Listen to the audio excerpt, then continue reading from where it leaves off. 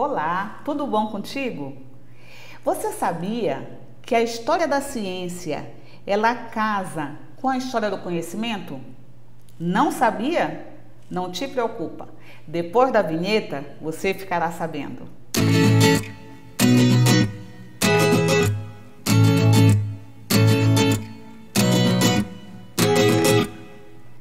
Eu sou a professora Gui e seja muito bem-vindo, seja muito bem-vinda aqui no nosso canal Bíblio Responde.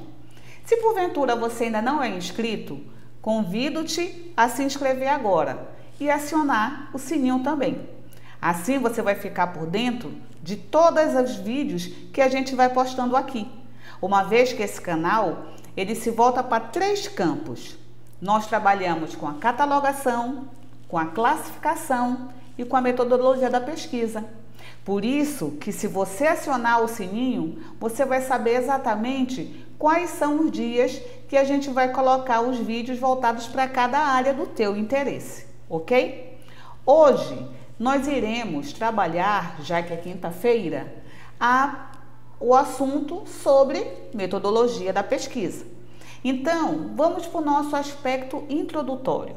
Vamos iniciar falando sobre a relação entre a ciência e o conhecimento. Para a gente começar a trabalhar essa relação, nós iremos voltar um pouquinho para a história e estabelecer a relação entre o homem com o fogo. Para trabalhar isso, eu vou contar para vocês uma historinha que eu criei da minha cabeça. Então, o que eu for falando aqui é tudo inventado, viu, gente? Então, como toda historinha, ela sempre começa com Era uma vez. Então, era uma vez uma festa que iríamos ter na comunidade do João e da Maria. Toda festa, evidentemente, tem que ter o quê? Um grande banquete. E o banquete tem que ser uma coisa assada para a pessoa comer, porque nessa altura o homem já não comia mais carne crua, porque ele já dominava a técnica do fogo. Então, o que aconteceu? A Maria, com as suas filhinhas, começaram a preparar o fogo, enquanto que o José foi à caça, atrás da carne, para poder trazer e colocar, evidentemente, lá no fogo, para ela ficar bem deliciosa, para na hora da festa o banquete estar todo preparado. Só que, para fazer o fogo, vamos supor que a Maria, ela já com aquele gravetinho, ela passava 8 horas de relógio fazendo o movimento do graveto para começar a sair as primeiras faíscas do fogo, ok? Então, vamos pensar desse jeito. Por isso que quando o João foi lá caçar a carne para a festa, a Maria com as suas filhas já começaram aqui o treinamento para poder gerar o fogo. Quando o João estava andando pela floresta, atrás da sua caça, ele viu que o tempo começou a ficar feio. E ele falou assim, vai chover, não é? Mas até então não tem problema. A chuva nunca atrapalhou os planos deles e não seria a chuva que iria atrapalhar nessa festa com esse banquete que eles estavam planejando. Só que o que aconteceu? Durante um certo período, o João, ele viu que caiu um raio. Esse raio bateu numa pedra que soltou uma faísca e essa faísca, ela foi lá no topo da árvore e a árvore começou a pegar fogo. Aí o João, ele olhou aquele fogo, parecia muito com o fogo que eles faziam a partir de um graveto, a partir do movimento de ficar mexendo, onde ficavam 8 horas para começar a sair a primeira faísca. E quando ele viu que o raio caiu e fez a faísca, e em segundos aquele mesmo fogo foi criado, ele falou: peraí, eu posso então fazer o fogo de outra forma. Eu posso fazer o fogo de uma forma muito mais rápida do que aquela que eu estou acostumada a fazer com graveto. A novidade foi tão grande, mas tão grande, que o que ele fez? Esqueceu até do banquete. Saiu correndo, voltou para a comunidade e começou a explicar, não só para Maria, mas também para todos os membros da comunidade, o que ele tinha presenciado. E todo mundo ficou encantado, e todo mundo queria pegar e aprender a desenvolver o fogo de outra forma, não é? Eles não queriam mais ficar tanto tempo atrás daquele fogo com um gravetinho para poder esquentar a comida, para poder fazer a iluminação, para poder se aquecer do frio, para poder se proteger dos animais. Então, o que eles começaram a fazer? Um monte de experiência. Ele falou: olha, o raio bateu na pedra que saiu a faísca. E a faísca, ela foi para a folha. Então, eles pegaram uma pedra, bateram na folha. Pegou fogo? Não. Saiu alguma faísca? Não. Pegaram um graveto, bateram na pedra? Também não. Sempre era pedra, porque ele viu que caiu na pedra e da pedra que saiu a faísca. Aí ele pegou uma pedra com a outra pedra, bateu na pedra. Saiu faísca? Sim ou não? Ainda não. Por que não? Porque para sair faísca tem que ser a pedra A com a pedra B. Não é qualquer pedra que se junta que sai faísca. Então, eles foram pegando pedra até que alguém lá pelas tantas pegou a pedra A com a pedra B, bateu e saiu o bendito risquinho e pã, pegou fogo. Aí ele falou: gente, consegui. Todo mundo se volta pro Pedrinho. Vamos dizer que foi o Pedrinho. Então o Pedrinho chegou lá e falou assim: olha aqui, gente. E começou a bater a pedra com a outra pedra. E começou a sair faísca. E começou a cair no capim. E o capim seco, evidentemente, começou a brotar o fogo. Então, para eles confirmarem que aquele fogo era o mesmo fogo que a Maria ia ficar 8 horas no graveto, eles colocaram o dedo, se queimaram. Opa, é o mesmo fogo. Então, a partir daquele momento, o que aconteceu? A comunidade do João e da Maria, eles pegaram o objeto que eles faziam uso e descobriram que esse mesmo objeto, ele podia ser feito de forma muito mais rápida, com muito menos trabalho. Isso ia fazer o que com a minha vida? Facilitar a minha vida. Em vez de ficar 8 horas lá fazendo o movimento do graveto, eu ficava 30 minutos batendo na pedra e ia sair o mesmo fogo. Olha a evolução que aconteceu ali.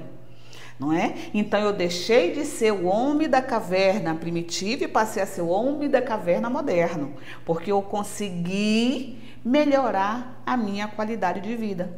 Eu podia descansar, eu podia brincar com os meus filhos, eu podia conversar com os meus amigos, eu podia dormir um pouquinho, ou seja, eu podia fazer outras coisas naquele tempo que antes era destinado para fazer o bendito fogo. Então, diante dessa minha historinha, aí eu faço a pergunta para você. O que seria então conhecimento? O que é o conhecimento? De acordo com essa história e de acordo com a vivência dos meus alunos nas salas de aula, quando eu trabalho essa história, para a gente começar a resumir em uma única palavra o que seria o O que é que eu escuto? Eu escuto o seguinte: tem gente que fala que conhecimento é saber. Uns falam que é aprender. Outros descobrir. Outros experimentar. Então nós temos sabedoria, aprendizado, descoberta e experiência. E aí, qual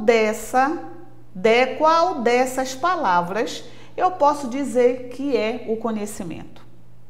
Vamos voltar para a nossa história. O João, ele sabia fazer o fogo, não sabia? Sabia, pelo graveto. Ficava 8 horas no graveto.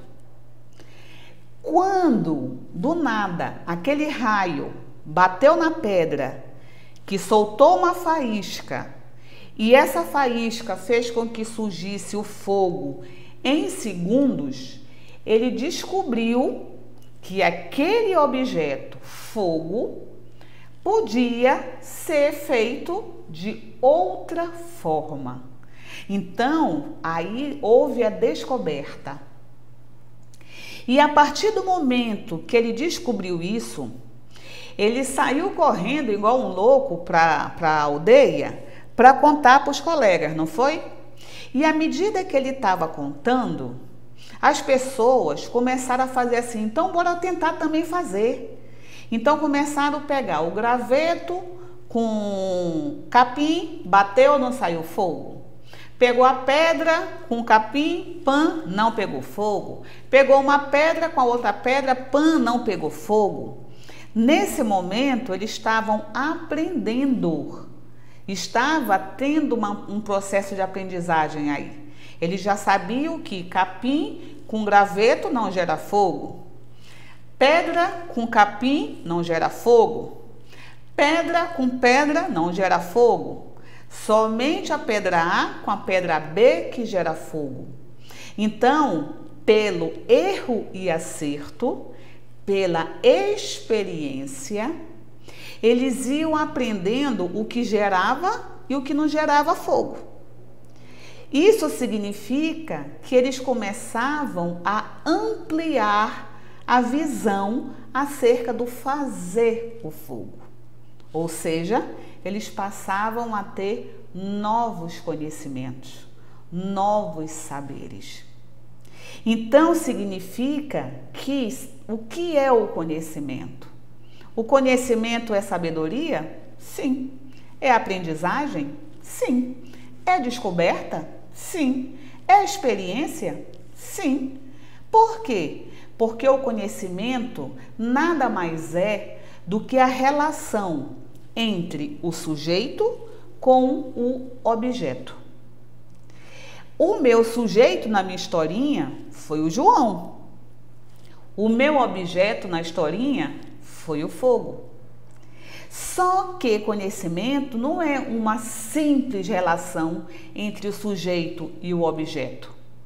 Esta relação, obrigatoriamente, tem que gerar a transformação. Aí eu faço a pergunta para você: vai transformar o quê? Transformou o grupo do João, da Maria e do Pedro? Transformou. Em vez de ficar 8 horas com graveto, em 30 minutos com a pedrinha, eles passaram a fazer o mesmo objeto fogo. Ficou mais rápido, melhorou a vida deles. Eles conseguiram fazer outras coisas naquele tempo perdido, não é? Então, eles modificaram, eles transformaram o sujeito. Essa relação entre o João e o fogo mudou o sujeito. Sim, transformou o sujeito. Mas eu te pergunto, essa transformação é só do sujeito? Se você fala que essa transformação é só do sujeito, então, hoje, eu estaria fazendo fogo com a pedrinha, porque foi só o sujeito que se transformou. Como é que eu faço fogo hoje? Eu, na minha casa, eu tenho fósforo só como reserva. Porque enquanto tiver energia, basta rodar o botãozinho do fogão e apertar no botão e o fogo sai. Olha, eu não estou mais com pedra, eu não estou mais com graveto. Então significa que o conhecimento, ele tem que ser a relação entre o sujeito e o objeto, no sentido de gerar transformação tanto do sujeito quanto do objeto. É por isso que o conhecimento, a história do conhecimento, ela se casa com a história da ciência. Porque para eu começar a melhorar o meu cotidiano, para eu melhorar a minha qualidade de vida, eu começo a pesquisar, a experimentar, a criar, a inovar. E é isso que a ciência faz. Ela gera inovações, ela gera novos conhecimentos. Então, por isso que eles andam casados, não é? Agora, eu falei uma coisa, uma variável extremamente importante para ser conhecimento. É a palavra transformação. Se porventura eu vou te apresentar informações e essas informações não vão te gerar transformação, você não chegou no nível do conhecimento. É por isso que nós temos a relação entre dado, entre informação e entre conhecimento. O que é um dado? Dado não é aquele brinquedinho que a gente joga, não. Dado é alguma coisa que eu estou passando para você e para você entra por um ouvido e sai pelo outro ouvido. Ou seja, não faz sentido nenhum para você, né? Um exemplo disso, eu vou lhe dar de presente um livro de japonês. O livro é todo escrito em japonês. Se você me der o livro em japonês, eu vou agradecer, vou ficar muito contente com o presente, mas ao mesmo tempo muito triste, porque eu não entendo nada de japonês. Então, aquele objeto, livro, que você me presenteou, naquele momento, ele é um dado, porque ele não faz sentido nenhum para mim. Então, se ele estiver ou não presente na minha vida, não vai trazer influência nenhuma. É uma coisa, é como se a minha mente estivesse vazia. Não tem nada, é um dado. Mas, para eu querer te agradar, eu fui estudar japonês. E comecei a decifrar o título da obra. Eu já consegui saber do que a obra tratava. Então, aquele objeto já não é mais um dado. Eu já sei o que ele significa. É uma obra que vai falar sobre culinária. Então, aquilo deixa de ser um dado e passa a ser uma informação, porque eu consegui decodificar aquele objeto, ok? Eu já sei que aquele livro é sobre culinária. Mas, se eu paro por aí a minha aula de japonês, ou até vou ao final da aula, mas em nenhum momento eu vou pegar aquele livro, começar a ler, começar a fazer receita, e começar a fazer gastronomia, e começar a cozinhar, aquilo ali não passou de uma informação. Eu consegui decodificar, mas eu não utilizei na minha vida, ok? Quando você pega uma informação e essa informação você consegue decodificar e consegue colocar em prática no teu cotidiano, você passa a ter conhecimento. É por isso que o conhecimento, ele é uma coisa construída. Ela não é imposta, ela é construída. E ela é construída a partir dos acréscimos, dos valores das crenças, dos costumes que você vai recebendo à medida que você vai passando pelos grupos sociais da tua vida. Grupo social família, você vai aprender um monte de coisa. Grupo social escola, você leva para dentro da escola aquela vivência de mundo que tu tinhas lá na tua casa. Aí você aprende uma coisa nova com teu professor e com teus colegas, aí você incorpora naquilo que você tinha no grupo social família, passa a ver o mundo com outros olhos, passa a agir de forma diferente, passa a se transformar. Então, é isso que é o conhecimento. Por isso que a gente fala que todo conhecimento é uma informação, mas nem toda informação é um conhecimento, ok? Toda vez que a gente falar que é conhecimento, obrigatoriamente tem que gerar a mudança na minha forma de ver e de agir. É por isso que o conhecimento, ele gera novos paradigmas. A ciência fala que a investigação científica é responsável pela geração de novos paradigmas. O que é paradigma? É a forma de você ver o mundo.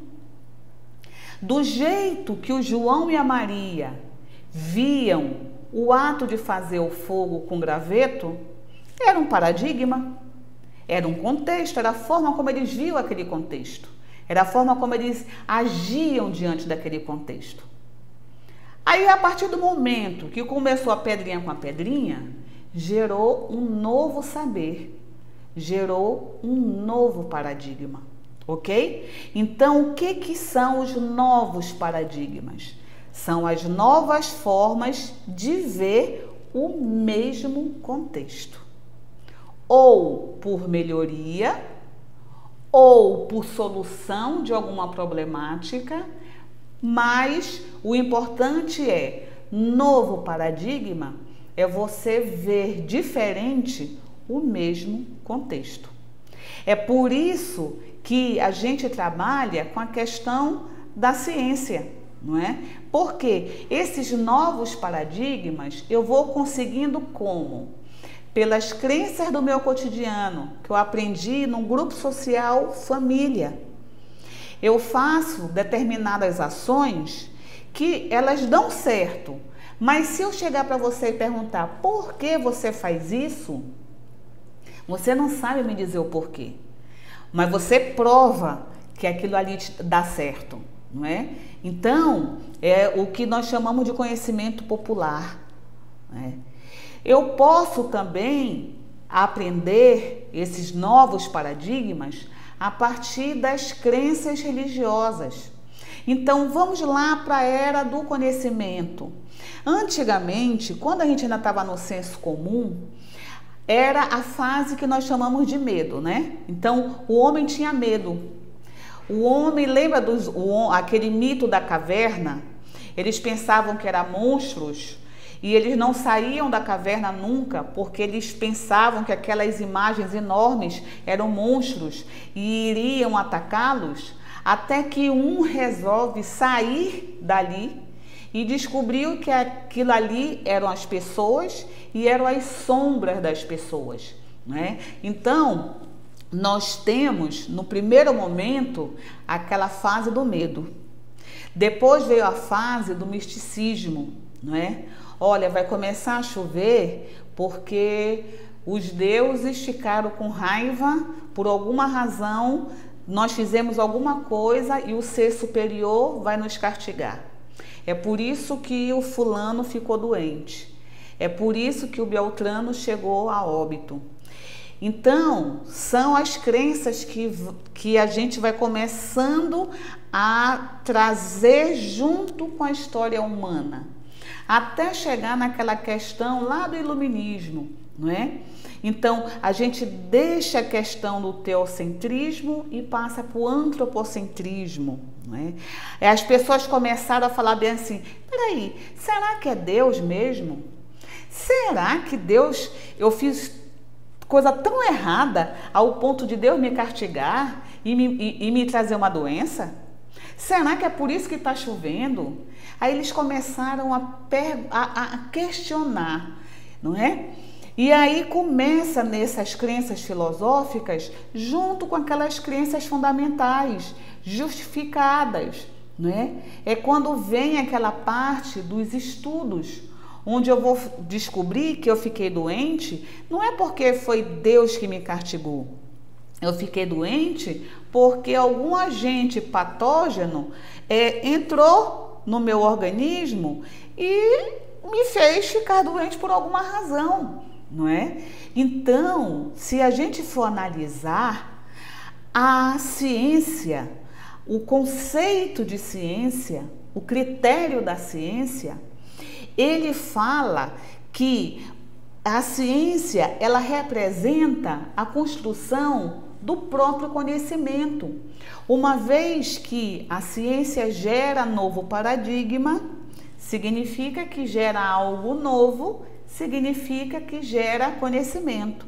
Então é por isso que nós pegamos essa citação do Gil, quando fala a palavra ciência, etimologicamente falando, significa conhecimento, novos paradigmas. Então a ciência, já que ela representa conhecimento, a ciência é responsável por trazer algo de novo. E para fazer esse algo de novo, ela faz uso de duas variáveis. Uma variável se chama método, a outra variável se chama técnica. O que é método? O que é técnica? Método lembra a palavra metodologia. O que é metodologia? Metodologia é o caminho que vai fazer com que você, pesquisador, consiga fazer um estudo, um experimento e chegar a um resultado. Então, o método é o planejamento. Como é que eu vou fazer o meu estudo? É o meu plano de ação, ok? Enquanto que a técnica é a parte operacional mesmo. É quando eu vou realmente colocar em prática aquilo que eu planejei. Por isso que a gente pode dizer que a técnica passa a ser a ferramenta. Então, o método é o plano e a técnica é a ferramenta, ok? Em termos de definição, retorna o que Gil nos disse. A ciência é sinônimo de conhecimento. Mas aí eu pergunto para você, é qualquer conhecimento que vai ser a ciência? Aí a gente pega emprestado as ideias de Teixeira e de Pacheco. Olha o que eles falam. A cientificidade do conhecimento, ela procura identificar a coerência do questionamento crítico e criativo. Então, significa que eu não posso pegar qualquer conhecimento, porque, de acordo com a nossa terceira citação, ele deixa bem claro que os conhecimentos que nós colocamos lá, que geram os novos paradigmas, pela crença casual, pela crença religiosa, pela crença filosófica e pela crença fundamentada, ele fala o seguinte, que essas quatro formas que vão me gerar um paradigma, eu não vou utilizar todas. Por quê? Porque somente aquela crença que me diz o porquê das coisas, que justifica exatamente como eu cheguei naquilo, é que passa a ter valor. Então, vamos à citação. A ciência passou a se constituir por meio do paradigma do conhecimento válido. E conhecimento válido é conhecimento comprovado, é conhecimento crítico, é conhecimento criativo e inovador, ok? E ainda fala o seguinte: por que a ciência se constitui do conhecimento válido? Porque as demais formas de conhecimento, tais como a religião, a ideologia, a filosofia, o senso comum, são pouco precisas e não são confiáveis.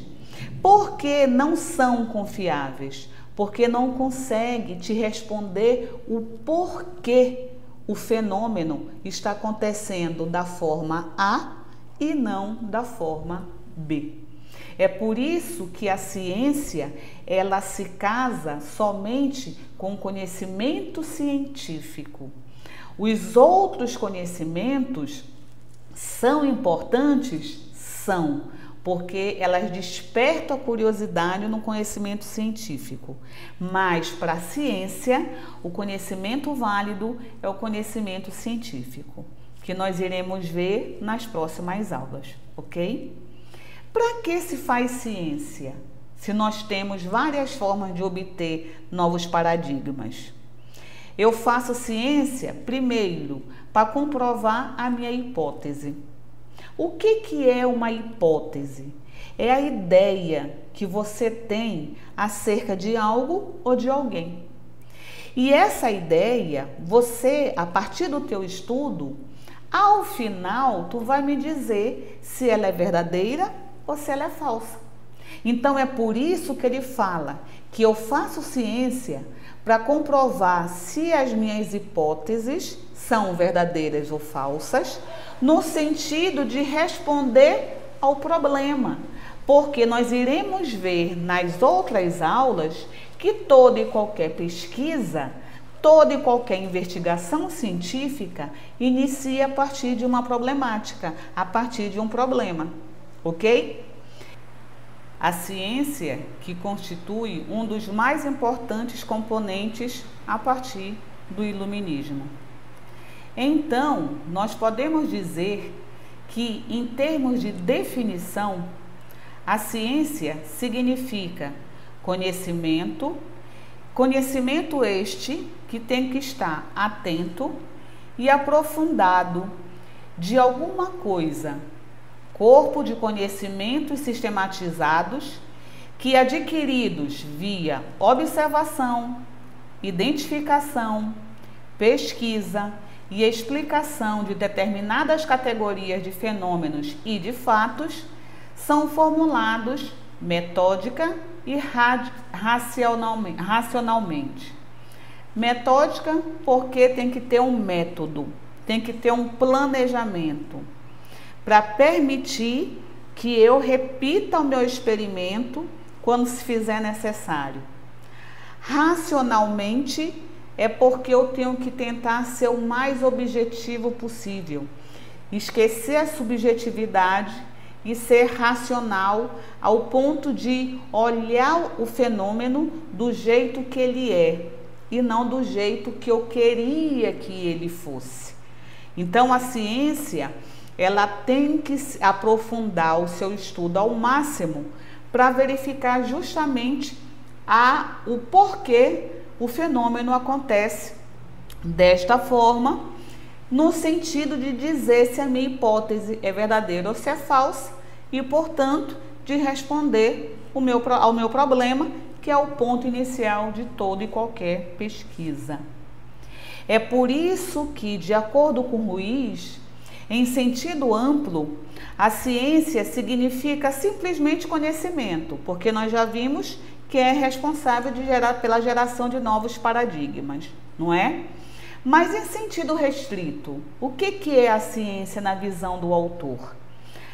Em sentido restrito, a ciência não significa um conhecimento qualquer, e sim um conhecimento que não só apreende ou registra fatos, mas o demonstra pelas suas causas determinantes ou pelas causas construídas. Quando ele coloca que é um conhecimento que se apreende, é porque tem diferença entre os dois verbos, aprender e apreender. O aprender é aquele que você decora, que rapidamente você esquece, que você acaba deixando de lado.